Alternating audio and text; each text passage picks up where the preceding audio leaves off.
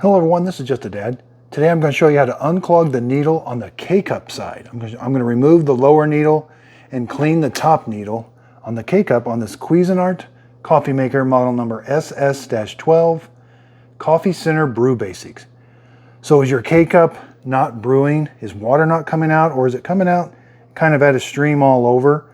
I'm going to show you how to clean the top needle and remove the lower needle and clean it. So first thing we're going to need is a paper clip. So just a standard metal paper clip, preferably not with plastic on it. Next, unplug your coffee maker and make sure this isn't hot. So I'll divide this video in two parts. We're going to do the lower needle first, then the top needle. So this lower needle, be careful, there's the sharp part and there's the sharp part. So we need to remove this lower needle.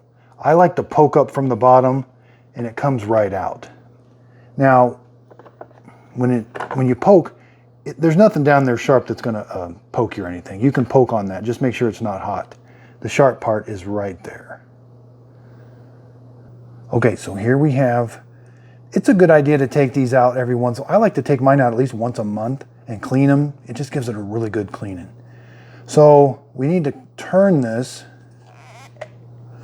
It's to the opposite direction you think. You're going to turn it that way. And then turn it this way when you want to put it back on. So, and make sure it's on there nice and tight, but turn it that way and it comes right off. There's these little grooves that those 2 feet fit in. So the first thing we're going to do is we got these 4 pie shapes. This is what helps with splatter. So we want to take this over to our sink, use your brush and use this to clean these out. While you're cleaning it, run a bunch of water through there. Just have the water running right through here as you're cleaning all this. You'll be amazed how dirty this gets down in here with coffee and stuff. And that can greatly affect the taste because all your other drinks are going to go through this same area. So now we've got this area. This is our needle. Again, we're going to access the needle right there. We're going to put the paper clip in. Now, it will go all the way through. On Keurigs, they don't, but this one actually does. So take this over to your sink, run a bunch of water, and just make sure that's nice and clean. And there's also a side part to the needle. Make sure that side opening. There's a top opening and a side opening. And again, brush this out with some soap and water. This gets really dirty in there sometimes.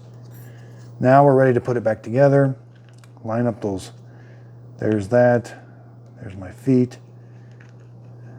Okay, put it in and turn it this way. And it should click. Make sure it doesn't come out. Okay, now we're in. Now we need to put this back in. So see how there's an arrow? There's an arrow on here. Line up the arrows and snap it in. Now this one doesn't stay in as well as some others. I've noticed this one kind of coming out and kind of getting loose. But as long as it's sitting there flush, practice closing it. You shouldn't have to force this. It should close nice and easy. That's how you know you've got it installed correctly. Now let's work on the top needle. Okay, so the top needle we cannot remove. We've got to clean it in place. And the opening is hidden. It's on the back side. You can't see it, but it's right there. Now we're going to put our paper clip in. Now don't force it. There's a rubber tube on the other side of here and you can poke a hole in that and then that ruins your machine. So just put it in there and kind of turn it. Okay, we may have to do this 3 or 4 times. When you leave a K-cup in your machine, coffee grounds get impacted in there and it can become like concrete. So we're going to do this. Again, put it in there. It's on the back side. Wish I could show it to you. Okay, so I've got a mirror. So it's a big square opening. See that? That's where you're sticking the paper clip. Okay, so plug the machine back in. Make sure this is installed. Close this. We may have to do this 3 or 4 times to get it to work. So close that lid. Make sure you got a container underneath here. Just do an 8-ounce rinse. What that is, with no K-cup in here, this is a fresh water rinse. We need to do this about once a week anyway. So close that, do a pod brew. Again, if nothing happens and nothing comes out, unplug the machine and go clean that top needle some more. I have had to clean top needles 3 or 4 times before I can start getting water to come out. So when you got everything clean, this is what your stream should look like. And again, you can see just by doing a freshwater rinse, we're cleaning out that basket area and that. Now you do get a little bit of water leaking around the side. I'm not sure what that's from. I would like to see the water just come out of that hole.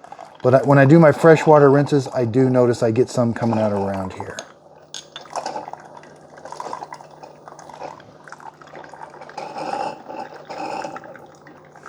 And you can see how much stuff you can get out just by doing a freshwater rinse. It'll clean. You'll get some coffee grounds and the water's discolored. I do these freshwater rinses at least once a week. Again, make sure you've got water in the reservoir. The add water light's not on. Make sure that is lit up when you do a brew. You know, if it's still not brewing, I would take the water filter out. Maybe the water filter is causing a problem and try it. But don't be afraid to call. So they say they got a 3-year warranty.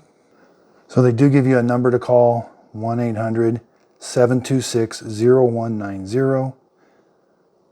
So, and again, check out my next video. I'm going to show you how to, if your descale light is on, if this clean light is on, I'm going to show you how to descale. The K-Cup side has its own reservoir and the coffee maker has its own reservoir. So we need to descale each one of those with vinegar separately. So check out that video. Thanks everybody for watching. If you could, please like and subscribe.